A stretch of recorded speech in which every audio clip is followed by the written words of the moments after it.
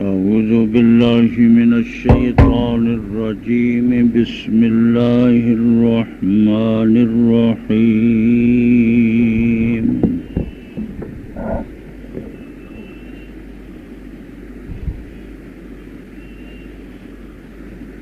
أتى أمر الله فلا تستعجلوه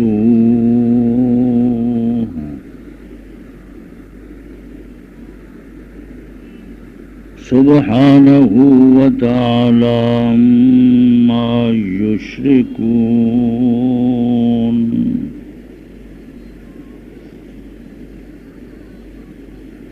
ينزل الملائكة بالروح من أمره على من يشاء من عباده أن أنذروا أنه لا إله إلا أنا فاتقون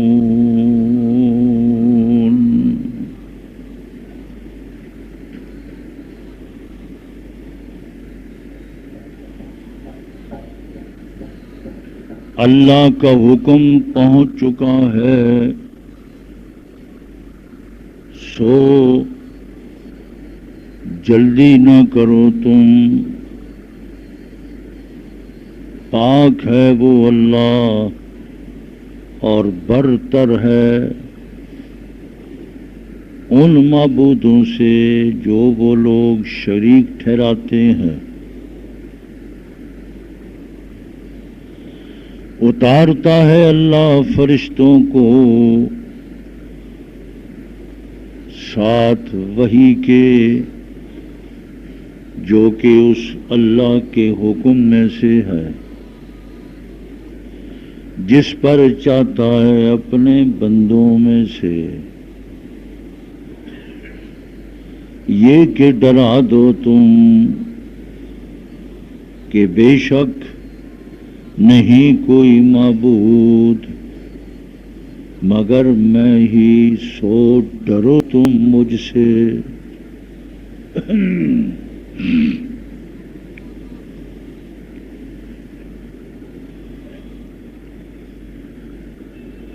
قابل صد احترام دوستو،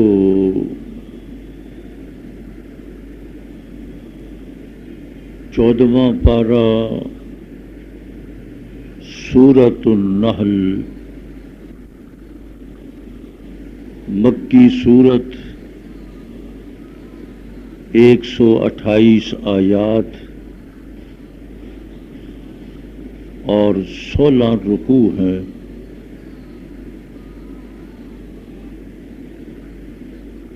اس سورت کا نام سورۃ النحل۔ نحل عربی زبان میں، عربی لغت میں شہد کی مکھی کو کہا جاتا ہے۔ ہم تو اپنی زبان میں مکھی کہہ دیتے ہیں، شہد کی مکھی گندی غلیظ مکھی بھی ہے۔ جو عام مکھیاں ہیں یہ غلیظ ہیں، گندی ہے، گندگی پر جاتی ہے، صاف ستھری چیز کو خراب کرتی ہے، بیماری ڈالتی ہے۔ لیکن شہد کی مکھی اللہ تبارک و تعالی نے اسی سورۃ النحل میں اپنی قدرتوں کو، عجائب قدرت کو، مظاہر قدرت کو بیان کرتے ہوئے رب قدوس نے شہد کی مکھی کا تذکرہ کرتے ہوئے اور اس کی صنعت، اس کا عمل اور اس کی حرفت، اس کی کوشش، اس کی محنت کا ذکر کرتے ہوئے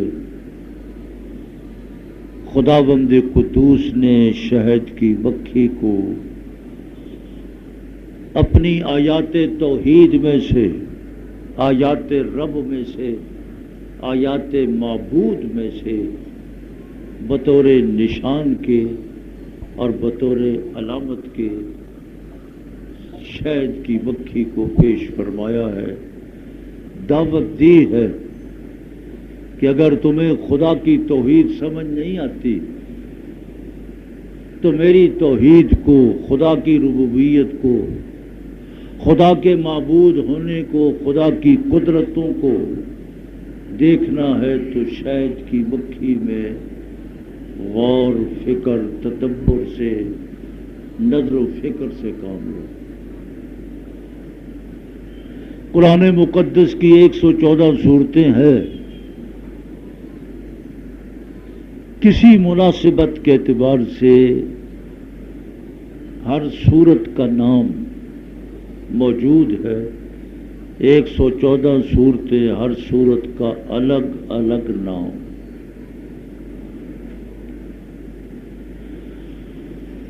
اللہ تبارک و تعالی نے پہلی سورت بڑی سورت ہے، سورۃ البقرہ، بقرہ کے معنی گائے۔ کہیں اللہ نے سورۃ المائدہ، مائدہ کا معنی دسترخوان، جو کھانا کھاتے وقت مہمان ضیافت کے لیے بچھایا جاتا ہے اور اس دسترخوان پر کھانا چنا جاتا ہے، ایک سورت کا نام سورۃ المائدہ۔ انبیاء علیہ الصلوۃ والسلام کے نام پر بھی قرآن پاک کی صورتیں ہیں، اب حضور کے نام پر سورۃ محمد صلی اللہ علیہ وسلم، سورہ ابراہیم، سورہ یوسف، سورہ نوح، اور اللہ تبارک و تعالی نے جانوروں کے نام پر، اب ہاتھی، جس نے ہاتھی دیکھ رکھا ہے قرآن پاک میں سورۃ الفیل، الم تر کیف فعل اصحاب ربک، الم تر کیف فعل ربک باصحاب الفیل۔ اب دیکھو سورۃ الفیل ایک نسبت ہے، اسی نسبت کے اعتبار سے سورۃ الفیل بھی ہے۔ اور یہ جو آیات کریمہ تلاوت کی گئی ہیں یہ سورۃ النحل کی ہے، مکی سورت ہے۔ قرآن مقدس پڑھنے والے، تلاوت کرنے والے، ترجمہ دیکھنے والے، تفسیر پڑھنے والے، ان کے لیے کہ مکی صورتوں میں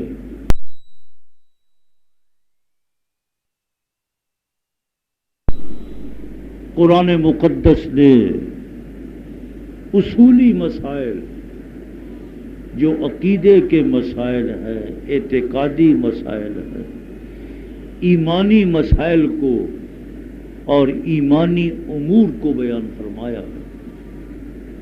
ایمانی امور میں سے توحید رب، اللہ کی توحید، رسالت، تمام انبیاء علیہ الصلوۃ والسلام پر ایمان برحق، قیامت برحق۔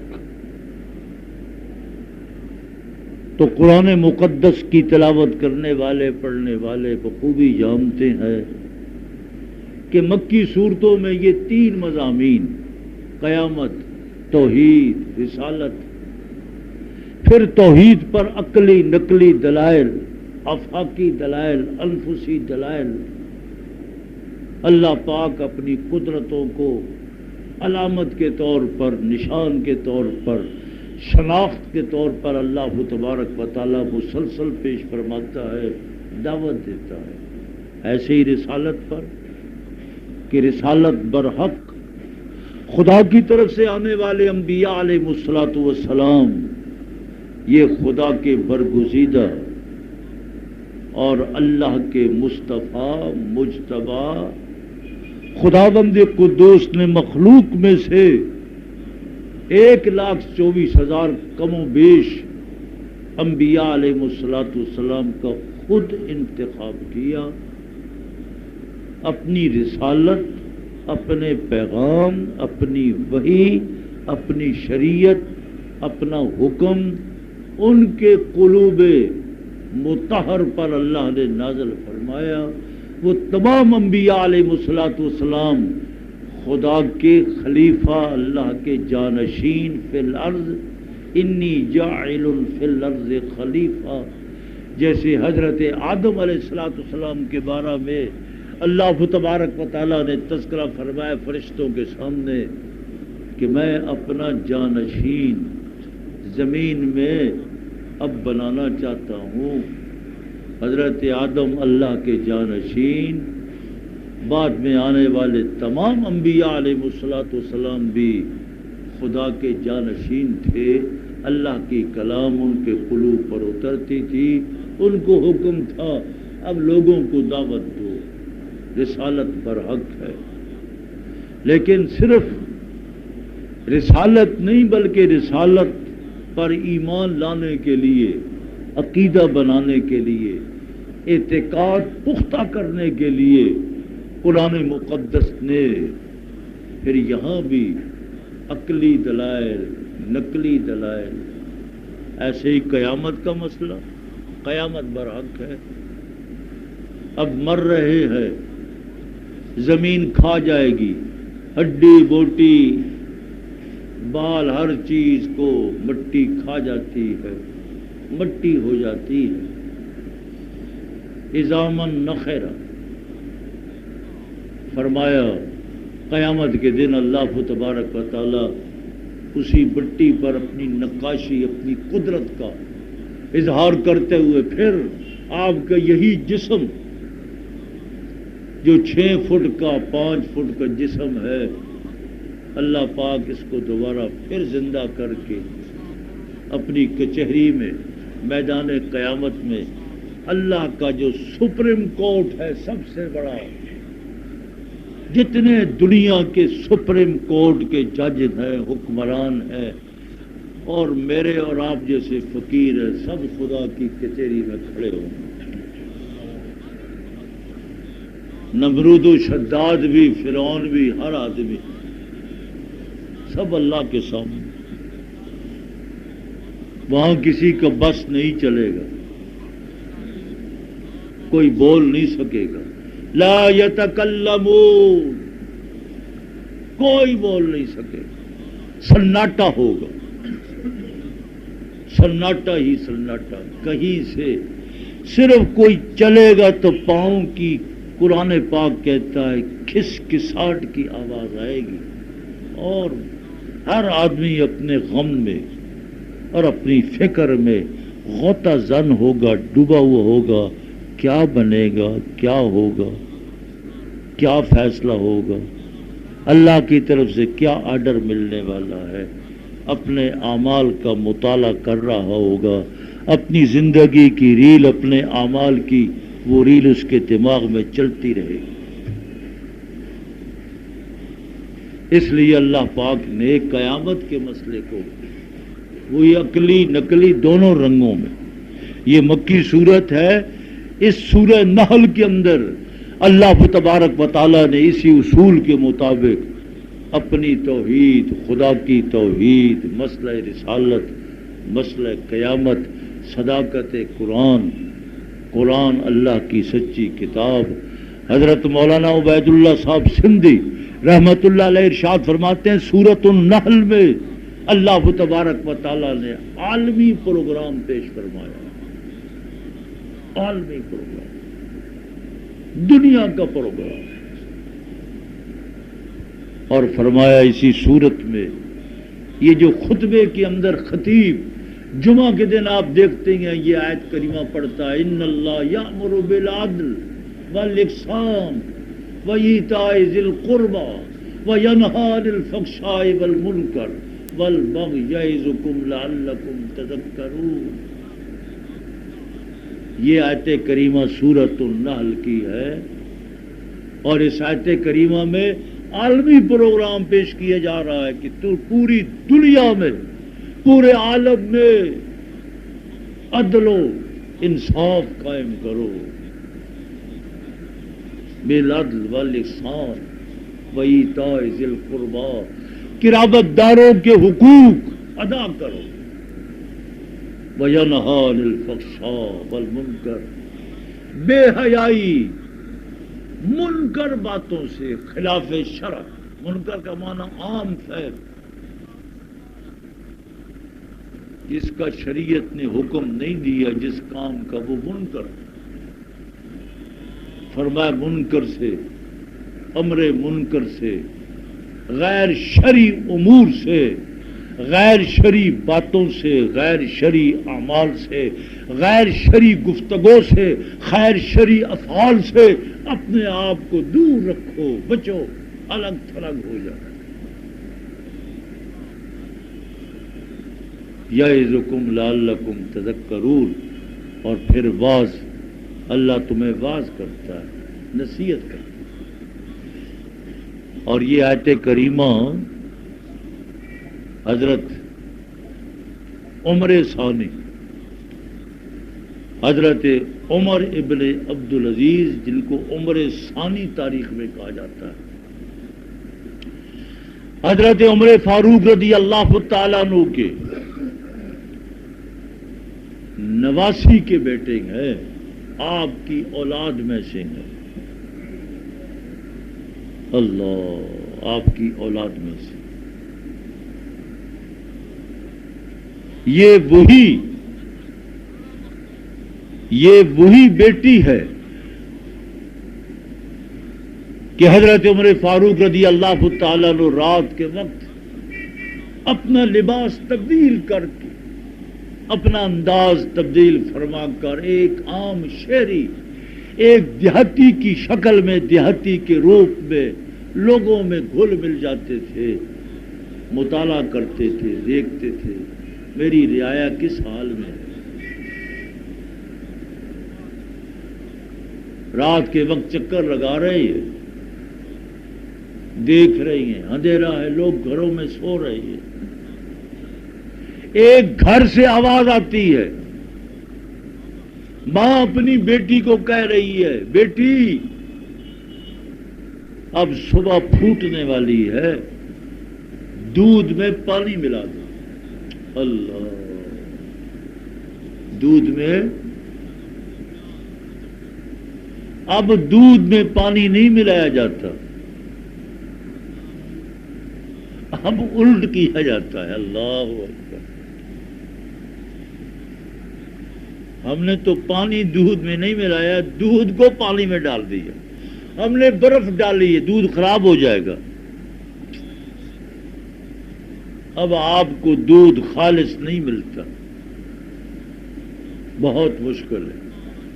پاکستان میں دودھ اسی کے پاس خالص ہے جس کا جانور ہے، جو چاہے بازار سے خالص چیز کہاں ملتی، کوئی چیز خالص ہے ہی نہیں، جس کی وجہ سے بیماریاں بڑھ رہی ہیں، بیماریاں بڑھ رہی ہیں، بیماریاں ہم خود خریدتے ہیں، بازار سے پیسہ دے کر بیماریوں کو خرید رہے ہیں، تو بیمار کیوں نہ ہو۔ اب تو خالص پانی، دودھ تو بڑے دور کی بات ہے، خالص پانی، صحیح پانی نہیں ملتا پاکستانیوں کو، پانی کے اندر نامعلوم کتنے جراثیم ہے جو لوگوں کو 16-17 کروڑ عوام کو بیمار کر رہے ہیں۔ ماں اپنی بیٹی سے کہتی ہے کہ پانی ملاؤ، وہ کہتی نہیں، میں پانی نہیں ملاؤں گی، وہ ماں جبر کرتی ہے، اونچی آواز سے بولتی ہے، باہر عمر فاروق کھڑا ہوا ہے، اللہ امیر المومنین حضرت عمر فاروق رضی اللہ تعالیٰ عنہ باہر کھڑے ہوئے تھے، آواز آ رہی ہے، ماں بیٹی کا تکرار ہو رہا ہے، اصرار ہو رہا ہے، بیٹی انکار کر رہی نہیں۔ قربان جاؤں، اللہ کی کروڑوں رحمتیں ہوں عمر فاروق رضی اللہ تعالیٰ عنہ پر، فوراً نشان لگا دیے دروازے کے اوپر. رات کا وقت ہے، نشان، اپنی علامت نشان چھوڑا کہ جب میں صبح کے وقت یہاں آؤں اپنا ایلچی بھیجوں تو یہ نشان دیکھ لے کہ یہی گھر ہے وہ. پھر صبح ایلچی بھیجا اور جا کر فرمایا وہ بیٹی جو اس گھر کے اندر موجود ہے امیر المومنین عمر فاروق رضی اللہ تعالیٰ عنہ اپنے بیٹے کے لیے اس کے خطبے کا نکاح کا پیغام دے رہے ہیں. حضرت عمر فاروق رضی اللہ تعالیٰ عنہ نے سوچا اتنی نیک بیٹی جو تنہائی میں خلوت میں خدا کا خوف رکھنے والی، جو یہ کہہ رہی ہے کہ امیر المومنین نے حکم دیا ہے خالص دودھ دینا ہے. ماں کہتی ہے امیر المومنین تیرے پاس ہے؟ بیٹی کہتی ہے امیر المومنین تو میرے پاس نہیں، لیکن میرا رب تو مجھے دیکھ رہا ہے. اور خدا کی قدرتوں کا اندازہ لگائے، اللہ تو دیکھ رہا ہے، امیر المومنین بھی ماں بیٹی کی گفتگو سن رہا ہے. سبحان اللہ، سبحان اللہ، سبحان اللہ. نکاح ہو گیا. حضرت عمر فاروق رضی اللہ تعالیٰ عنہ نے دعا کی کہ نیک بیٹی ہے، شاید کہ اللہ پاک اس کی اولاد میں سے کوئی نیک بیٹا اس کو دے دے. اسی کی اولاد میں سے عمر ثانی. اللہ اللہ. خلافت راستہ کا دور ختم ہو گیا، لیکن عمر ثانی نے آ کر عمر ابن عبدالعزیز نے آ کر خلیفہ بنتے ہی اپنی بیوی سے کہا یہ تیرا جتنا جہیز اور سامان تے زیورات ہے یہ سارا بیت المال کا ہے، میرے پاس رہتی ہو یا جاتی ہو، میری بات مانو گی یا نہیں؟ نہیں مانو گی. اگر میری بات مانتی ہو تو جو کچھ تیرا جہیز سامان، جو جواہرات ہے، سونا چاندی، جو کچھ تیرے پاس ہے سب بیت المال میں جمع کر دو. اللہ. اس عمر ثانی نے پھر وہی عمر فاروق کی یاد تازہ کر دی. تاریخ اٹھا کر دیکھے حضرت عمر ابن عبدالعزیز نے اسی آیت کریمہ کو ان اللہ یامر بالعدل والاحسان خطبہ جمعہ میں شامل فرمایا. آج ہر خطیب کی زبان پر جب اختتام خطبہ ہوتا ہے تو آواز یہی آتی ہے ان اللہ یامر بالعدل والاحسان وایتاء ذی القربى وینہی عن الفحشاء والمنکر. حضرت مولانا عبید اللہ سندھی صاحب رحمت اللہ علیہ فرماتے ہیں یہ آیت کریمہ ایک آیت کریمہ نہیں بلکہ پوری دنیا کا پروگرام ہے. عدل و انصاف قائم کرو اور پھر آئندہ جا کر یہودیت کی عیسائیت کی تردید ہے، یہودیوں کی تردید، عیسائیوں کی تردید، اسلام کا غلبہ. عطا امر اللہ ہے. حضرت سندھی فرماتے ہیں امر اللہ سے مراد اسلام کی فتح. اذا جاء نصر اللہ والفتح، اللہ کی مدد آ گئی، فتح آ گئی. انا فتحنا لک فتحا مبینا. فتح مبین وہی فتح مکہ ہے، اسلام کی کامیابی.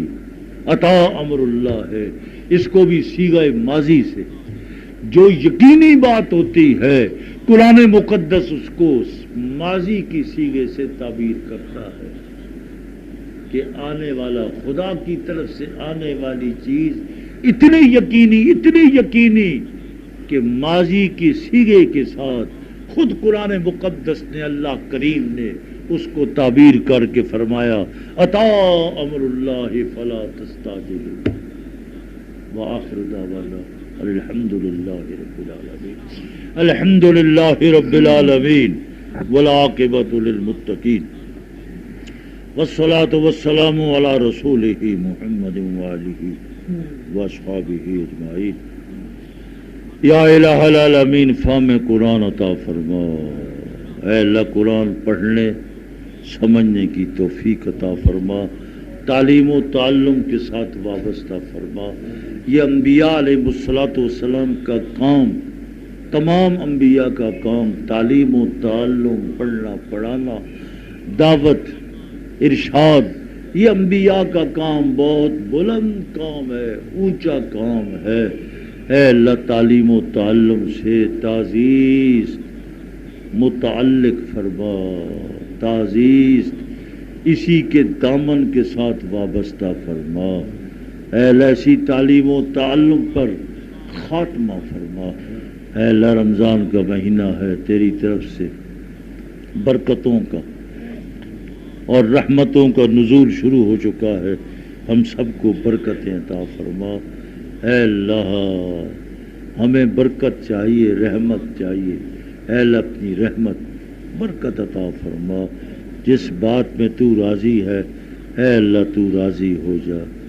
رضینا باللہ ربا وبالاسلام دینا وبمحمد نبیا ورسولا۔ ربنا تقبل منا انك انت السميع العليم وتب علينا انك انت التواب الرحيم وصلى الله تعالى على خير خلقه